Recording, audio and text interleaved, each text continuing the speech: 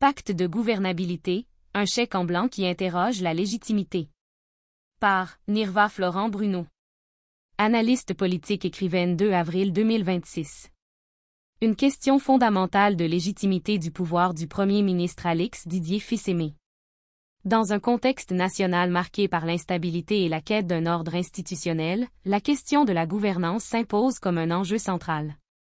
C'est dans cette dynamique que s'inscrit le débat autour du pacte de gouvernabilité. Cependant, une inquiétude majeure émerge. Ce pacte ne constitue-t-il pas, en réalité, un chèque en blanc accordé à l'exécutif?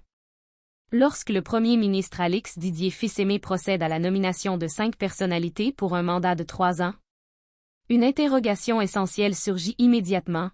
Quelle est, en retour, la durée réelle de son propre mandat, le déséquilibre entre mandat et pouvoir décisionnel? Dans tout système démocratique rigoureux, un principe fondamental doit être respecté, la proportionnalité entre la durée du mandat et l'étendue des décisions prises. Cela implique que, une autorité provisoire ne peut engager durablement l'État ou un pouvoir sans mandat clairement défini ne peut imposer des choix structurants. Aucune décision ne doit dépasser la légitimité de celui qui la prend. À défaut, un déséquilibre s'installe entre la légitimité politique et le pouvoir administratif exercé. Ce décalage fragilise l'État et ouvre la voie à des dérives. Un pouvoir de transition peut-il engager l'État sur le long terme? La question est cruciale. Par nature, un pouvoir de transition a pour mission de stabiliser la situation nationale et de rétablir un minimum d'ordre institutionnel et de préparer le retour à la légitimité démocratique. Il ne saurait, en revanche, engager l'État sur plusieurs années, s'installer des structures difficilement réversibles et prendre des décisions aux effets durables sans base légale solide. Autrement dit, la transition doit rester un cadre de gestion temporaire, et non un levier de transformation unilatérale. Les risques d'un chèque en blanc. Accorder une telle latitude à l'exécutif comporte des risques majeurs. Dérives autoritaires. Affaiblissement des mécanismes de contrôle. Décisions difficilement contestables ou révocables ou opacité dans la gestion publique. Un État responsable repose sur des garde-fous institutionnels. L'absence de limites claires transforme la gouvernance en exercice de pouvoir discrétionnaire.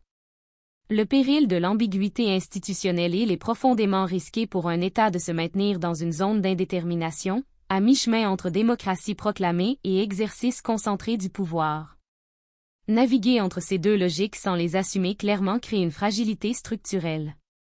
Cette ambiguïté désoriente les citoyens, affaiblit les institutions, altère la lisibilité des décisions publiques et installe une incertitude permanente dans la conduite des affaires de l'État.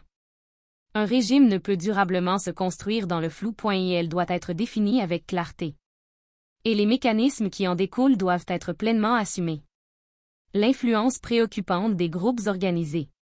Par ailleurs, la présence et l'influence grandissante de groupes organisés dans les différentes sphères de la vie politique constituent un motif sérieux de préoccupation. Lorsque des acteurs non institutionnels prennent une place déterminante dans les processus décisionnels, l'équilibre de l'État s'en trouve profondément affecté.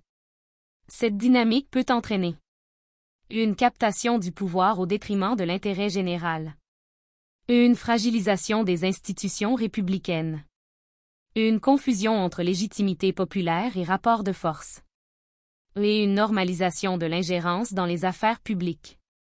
Un État de droit ne peut tolérer que des groupes, quels qu'ils soient, influencent ou orientent les décisions politiques en dehors de tout cadre légal et institutionnel. Nommer clairement la nature du pouvoir. S'il existe aujourd'hui une volonté de mainmise sur les institutions, alors il est impératif de faire preuve de transparence envers la population. Le peuple haïtien mérite d'être informé avec clarté, sans ambiguïté ni discours détournés. Si les règles démocratiques sont contournées, si les mécanismes de contrôle sont affaiblis, et si des décisions structurantes sont prises en dehors de tout cadre de légitimité, alors il faut avoir le courage politique de nommer les choses telles qu'elles sont. Dire la vérité devient un devoir d'État. Qu'on informe donc la nation. Haïti est-elle en train de basculer vers un autre régime? Assiste-t-on à l'instauration d'une forme de dictature progressiste? Une telle qualification, lourde de sens, ne peut être utilisée à la légère. Mais elle devient inévitable lorsque le pouvoir s'exerce sans contrepoids réel. La responsabilité politique face à l'histoire et l'histoire enseigne que les dérives autoritaires ne s'annoncent jamais brutalement. Elles s'installent progressivement, sous couvert d'efficacité, de stabilité ou d'urgence. C'est précisément dans ces moments que la vigilance citoyenne et l'exigence intellectuelle doivent s'élever. Car un pouvoir qui échappe au contrôle, même animé d'intentions proclamées positives, cesse d'être démocratique. En conclusion, restaurer la cohérence entre autorité et légitimité. La gouvernance ne peut se construire sur une dissociation entre le temps du mandat et la portée des décisions. Un principe simple doit prévaloir: on ne peut engager durablement une nation lorsque sa propre légitimité est incertaine ou limitée dans le temps.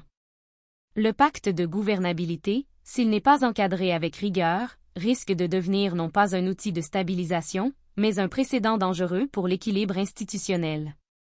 Si un basculement est à l'œuvre, il doit être nommé. Et s'il est nommé, il doit être assumé sans détour. Car en démocratie, rien ne doit se faire sans le peuple, et encore moins contre lui. Nirva Florent Bruno, analyste politique, écrivaine.